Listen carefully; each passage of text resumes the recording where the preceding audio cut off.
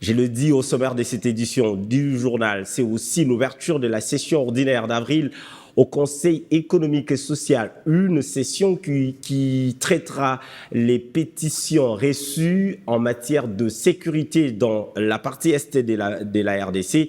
C'est la précision du président de cette institution d'appui à la démocratie, aussi les pétitions liées au social de la population, notamment de provinces sous occupation, seront discutées. Jean-Pierre Kiwakana a en outre appelé les politiques congolais de toutes les tendances confondues à travailler pour les intérêts de la population.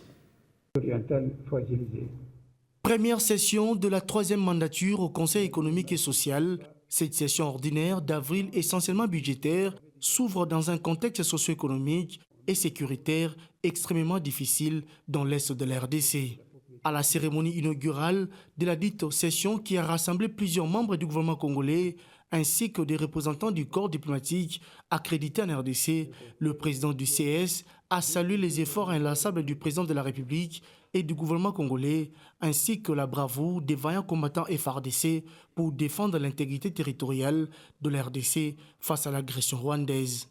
C'est également ici l'occasion d'adresser nos encouragements à nos vaillants soldats des FARDC, ainsi qu'à tous nos résistants, tant au sein des FARDC qu'au sein de toutes les cellules, organisations, structures civiles connues ou dans l'ombre, pour leur bravoure et leur sacrifice, pour que la RDC, paix léguée par nos ancêtres, soit toujours debout, libre et pleine de dignité. Pour Jean-Pierre Kiwakana, cette situation constitue un handicap majeur pour les efforts de redressement de l'économie nationale.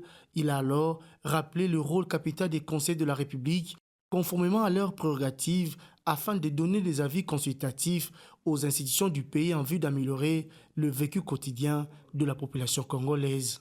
Cet état des choses est une occasion pour le Conseil économique et social d'appeler toutes les forces vives de la nation à l'unité et à la cohésion.